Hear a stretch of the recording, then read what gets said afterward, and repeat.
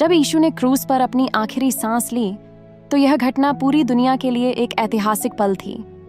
जैसे ही यीशु की मृत्यु हुई, आकाश में अंधेरा छा गया और भूमि पर एक भयंकर हलचल मच गई। पवित्र मंदिर के भीतर का पर्दा 2 टुकड़ों में फट गया। यह सब कुछ दिखाता था कि अब एक नया अध्याय शुरू होने वाला था। यीशु के शरीर को क्रूस से उतारने के लिए यूसुफ अरिमथिया नामक एक गुप्त अनुयायी, जो स्वयं एक बहुत ही सम्मानित व्यक्ति थे, आगे आए। यूसुफ ने पिलातुस से अनुमति ली और यीशु के शरीर को लेने के लिए त्वरित कार्रवाई की। यूसुफ ने यीशु के शरीर को पूरी श्रद्धा और सम्मान के साथ क्रूस से उतारा और धीरे धीरे उसे अपनी चादर में लपेटा। यीशु की लाश को ले जाने के लिए और दफनाने की प्रक्रिया को पूरा करने के लिए यूसुफ ने एक नई गुफा का चयन किया, जो चट्टान में काटी गई थी।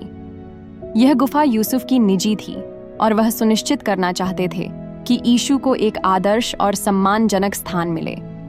रोमन सैनिकों का पालन करना। रोमन सैनिकों को इस दफनाने की प्रक्रिया पर निगरानी रखने का आदेश दिया गया।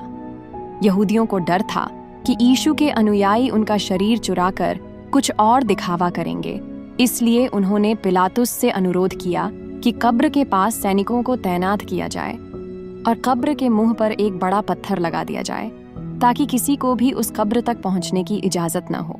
इसलिए सैनिकों ने कब्र के मुंह पर एक बड़ा पत्थर लगा दिया और उसे सील कर दिया, ताकि कोई न उसे खोल सके। इस पर एक विशेष मुहर भी लगाई गई थी, जिससे यह सुनिश्चित हो सके कि कोई भी उस पर से पत्थर नहीं हटा सकता। 3 दिन और 3 रातें बीतने के बाद, जब कोई उम्मीद नहीं थी, गुफा से अचानक एक अद्वितीय और चमकदार रोशनी निकलने लगी। उस रोशनी के साथ पत्थर अपने आप हटा और स्वर्गदूतों ने यह संदेश दिया कि यीशु जीवित हो गए हैं। यीशु के पुनः जीवित होने की घटना। जब यह चमत्कारी घटना हुई तो यीशु के अनुयायी और रोमन सैनिक दोनों ही स्तब्ध हो गए। यीशु ने अपने अनुयायियों से कहा, मैं जीवित हूँ और अब मैं तुम्हारे बीच हूँ।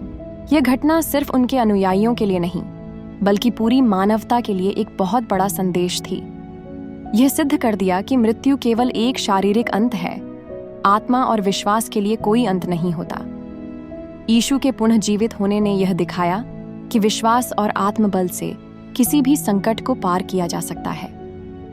यीशु ने फिर अपने अनुयायियों से यह भी कहा कि जो लोग मुझसे प्रेम करते हैं, वे एक दूसरे से प्रेम करें। उन्होंने उन्हें यह सिखाया कि किसी भी संकट या दुख में अगर हम एक दूसरे के साथ खड़े रहें, तो हम किसी भी मुश्किल का सामना कर सकते हैं। ये कहानी इस तरह से पूरी होती है, जो न केवल विश्वास के संदेश को प्रस्तुत करती है, बल्कि यह भी बताती है कि जीवन में कभी भी हार मानने की आवश्यकता नहीं है, क्योंकि विश्वास और आत्मबल से हम किसी भी कठिनाई को पार कर सकते हैं।